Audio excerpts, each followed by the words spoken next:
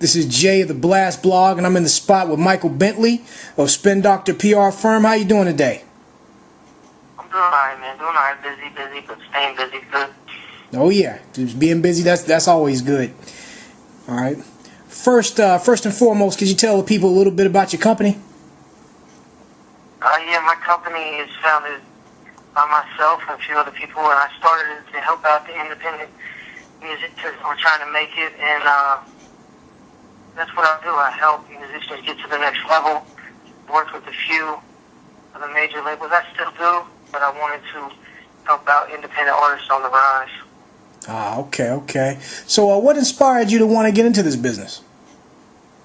I've been in the entertainment business my whole life, and just grew up in it, and it's just a part of me, I think. Yeah, it's just in you to just do this, huh? I think so. I have a lot of connections that I can help people out. I like to find talent. That's always been a part of what I like to do as far as music or whatever it may be, videos, music, or just movies or anything. I like to find stuff, so I like to help people get to the next level that are having trouble.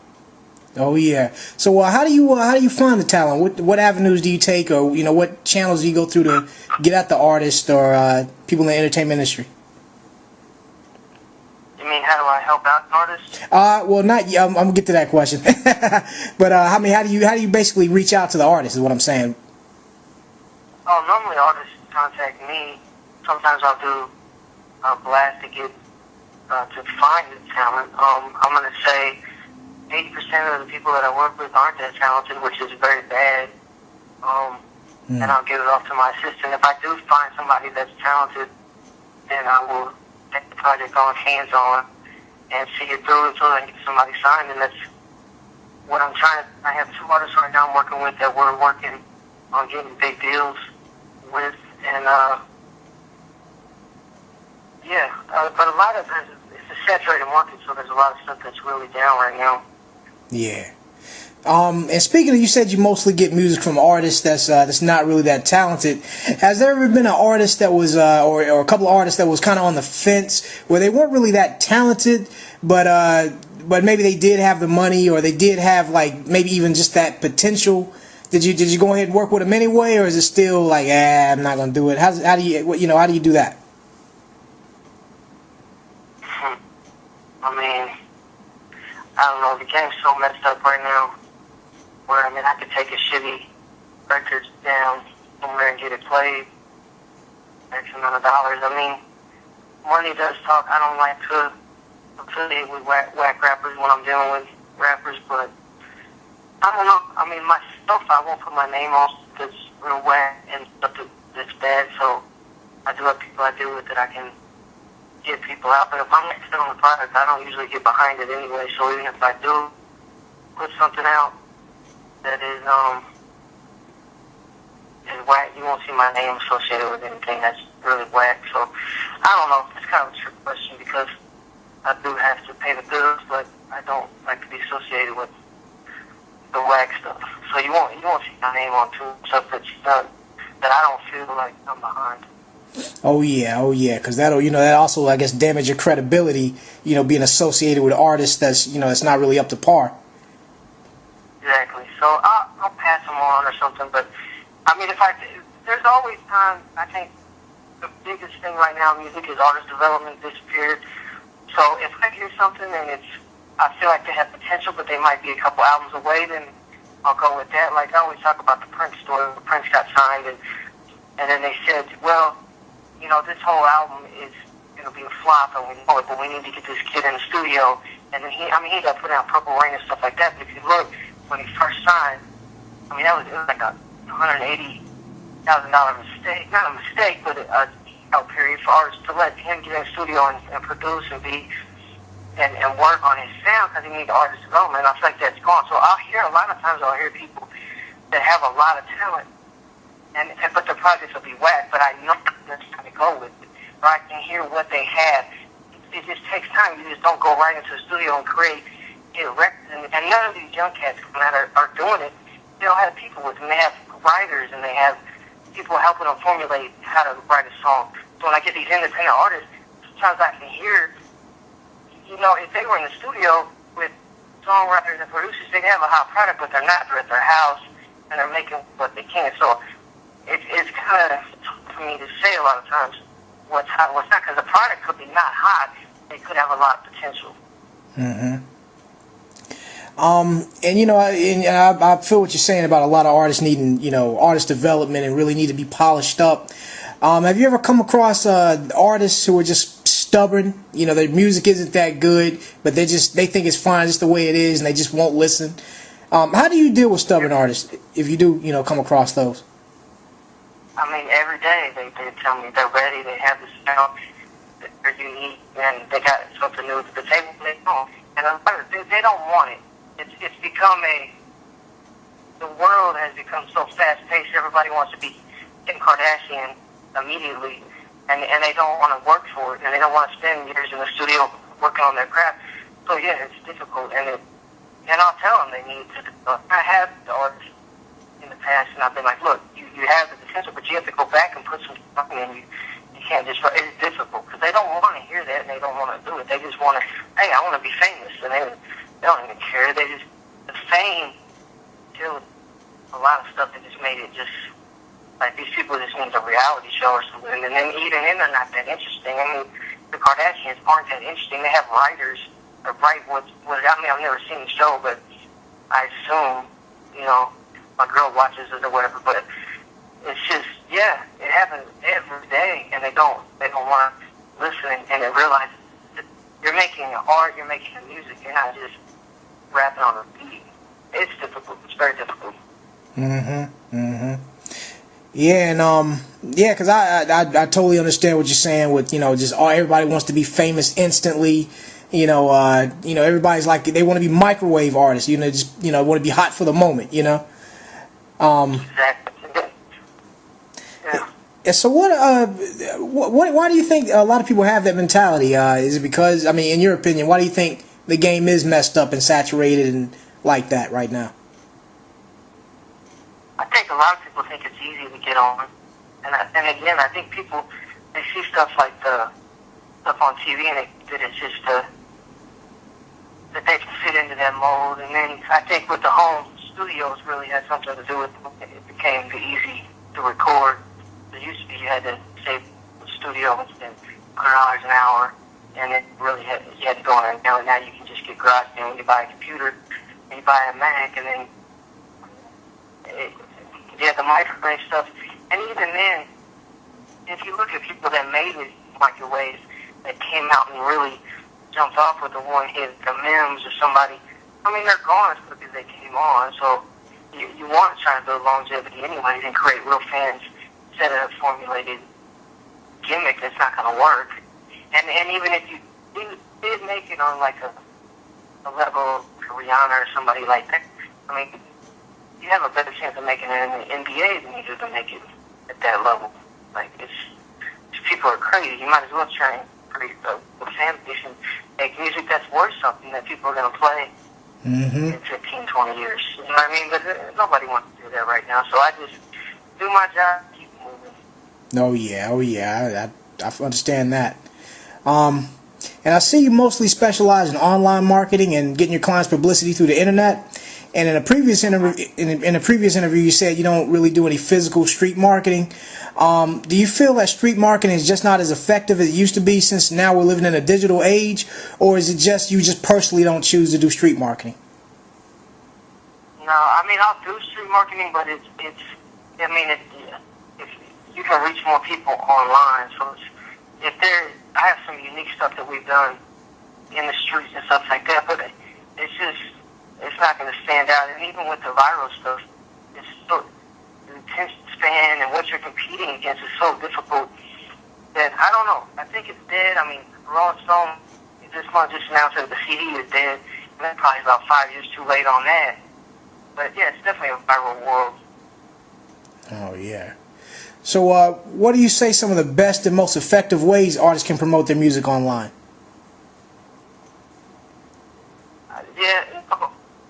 Everybody wants these big blogs, and they think one person is going to put them on and stuff like that, and it's just like it it doesn't work like that. Like, yeah, I can help people get on, but you have to be doing so much on your own before, like I'm an A&R, and so I can middleman, take your stuff to the label, say, look, here, we can get a deal. But you have to be doing shows. You have to have every YouTube views, real unique videos and stuff like that. Like, and I would just say, if you're an artist, you have to, there's probably a list of 500 things that I could give you that I would say, if you're an artist, here, these 500 things you need to go do on your own. When you're done with these 500 things, you come to me and I'll take you to a label.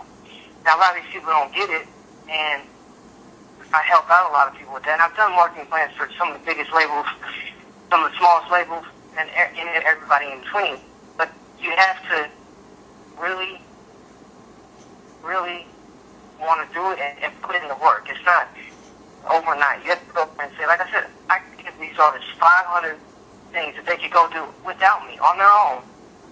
And then they can come to me and I can say, okay, now you're ready to go to a label. Mm-hmm. But if you just want to get popping on the internet, that is a part of it. You have to do that. So that's where I do come in, and that's where I guess the artists need me. You know, so what are just some of those 500 things? I know I don't expect you to say the whole list, but like just off the top, what are just some of those things artists really need to work on before they even try to come to you? You know, I mean, you have to have a live show. You have to be performing locally. You need to be contacting your local radio station and be like, look, I know you have to play X amount of local information, local songs per year. How do I fit into that category? Even if I get my song played once. Are all my songs on YouTube? Are all my songs on YouTube with lyrics? I mean, do I have distribution already through iTunes? My song should already be on iTunes. I mean, you go out there and you can get that. There's like $4. All my songs should be on iTunes. All my songs should be on a long list of SoundCloud and SoundClicks and all these sites for free. Is my social media up to date?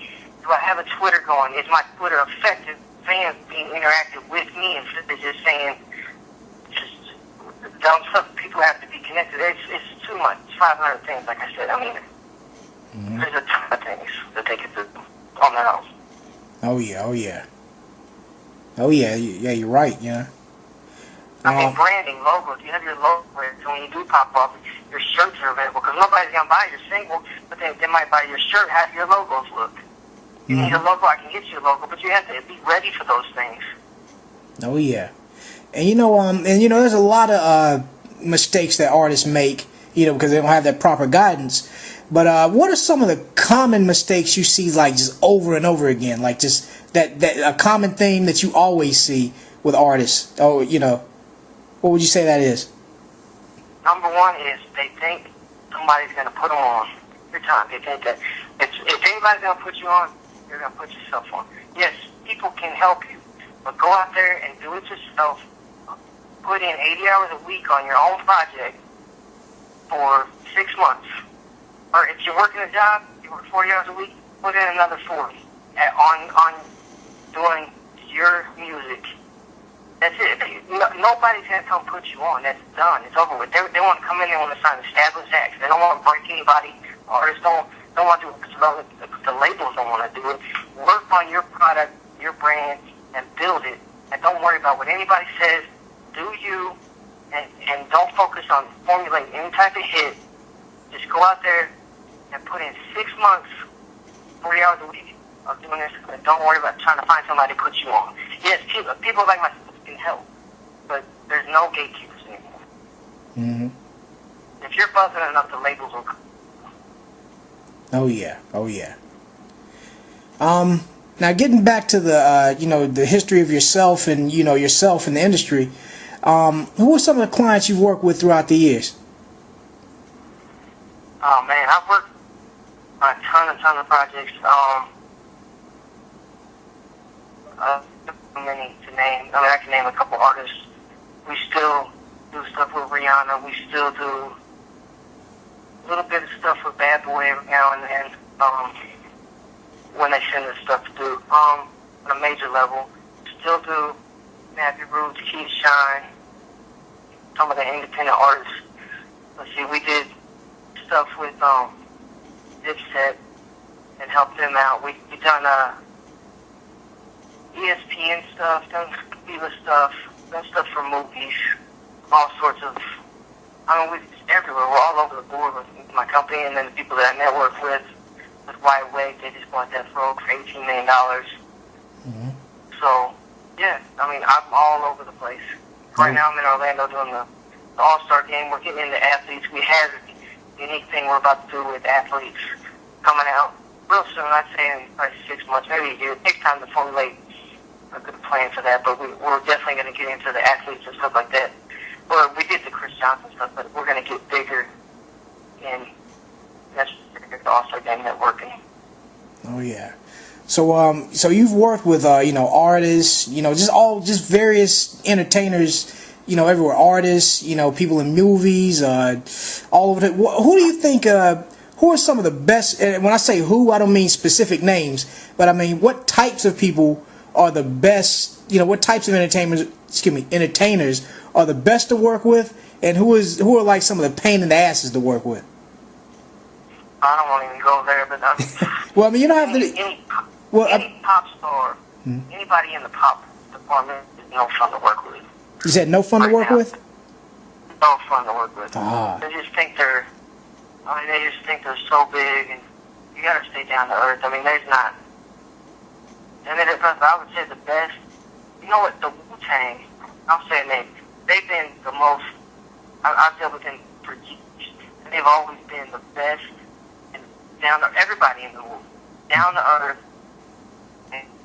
Like, just real good to work with. And I think a lot of people should take note of that, because think about how long their longevity in the game has something to do with that. Mm-hmm. Because they're humble. They not be the biggest stars in the world, but they've been in the game a long time. So the Wu-Tang, I big shout out to the Wu. I love the Wu.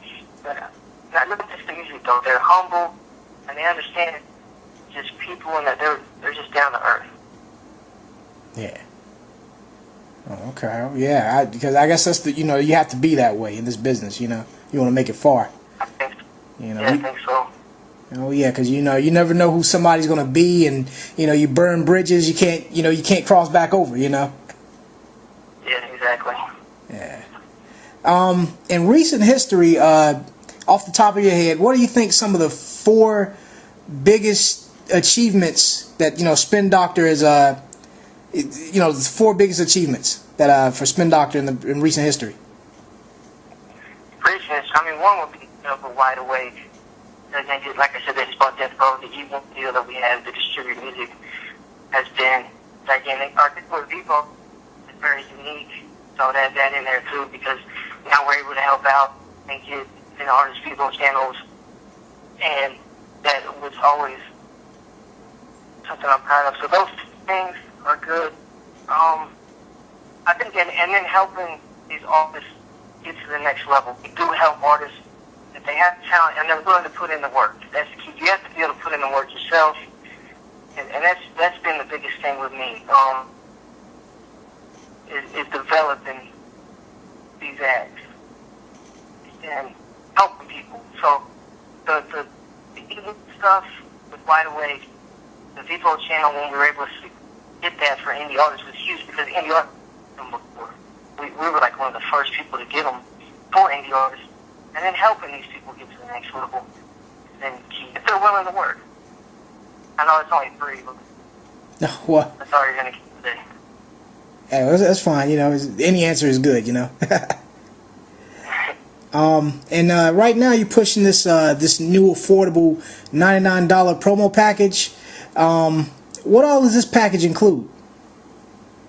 Right now, that package, what we do is we network with sites that are established of up-and-coming artists. For the $99, it's just a quick plan to help you see what's going on in the industry. When you finish your singles, you finish your video, we get it out there. It's not exactly something that's going to get you signed, or it's going to do it's a start. It shows you, okay, I need to be doing this. Mm-hmm. Wow, I need to probably be doing this every month. What am I doing? If I'm not on these sites, at least these sites, or more, every month, I'm slacking.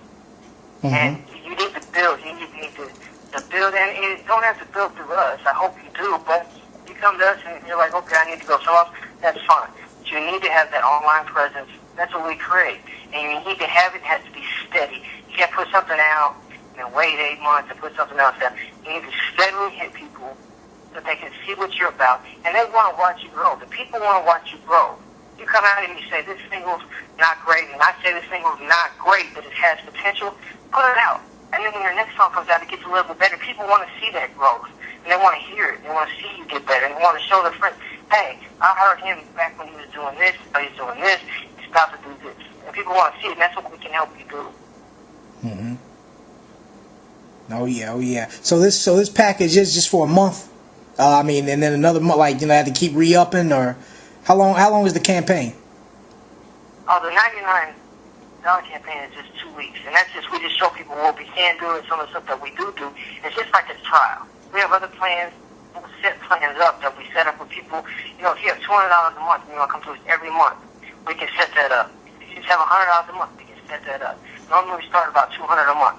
But we have $500 plans, $1,000 plans that's run every month with people. So the 99 is just saying, okay, here's what we're going to give you. These are some sites you need to get on, and there's a bunch more that you need to get on as well. So you need to grow. If the product, you don't need to let it sit just because your friends like it and you like it, and then it's owed to you. There's so many people in this world that haven't fit. You need to get it out. Mm-hmm. Oh yeah. So we get your product out. That's what you need to do. Oh yeah. So let me ask you this: who are some of the artists that you're feeling right now? This is just like not as clients, but just in general. Just who do you personally, as a fan, who are you feeling? Man, I don't even play any of this new stuff. I've played stuff 10 years and older. I just don't buy into. Yeah, because I mean, I don't know. I think Slaughterhouse is killing it lyrically right now, and I think they do have a tad bit of corniness to them, but I think they're bringing up lyrics right now, which is good because lyrics need to come back in. But I don't know. I play a lot of older stuff, so it's really hard for me to say on the pop scene. I don't care about it. It's 10 years and older is what I was doing. Oh yeah. All right. Is there anything else you'd like to plug or anything you'd like to add in this interview? No, just hit me up, and if you're an artist out there and you're trying to get to the next level, hit me up to design a marketing plan for you, to help you brand, to push your single. It can take up to 9 months to a year to break one single. So, really get behind it and get ready to go into a grind. If you need somebody to set up a marketing plan, contact me. I've done it. I do it. If you need somebody to help you get blog placements, if you want the bigger blogs, if you want a blog specifically, hit me up and we can target that blog. But you want to target about 80 blogs, not just one. So just contact me, and that's about it. Definitely. And we're also gonna have your info in in the information box. But you want to shout out any contact information on this recording? You can just get my email, Michael at spindrpr.com. Just tell them to email me. That's about it. I'm at the All-Star game now. I'll be at South by Southwest in about 2 weeks. Definitely. All right.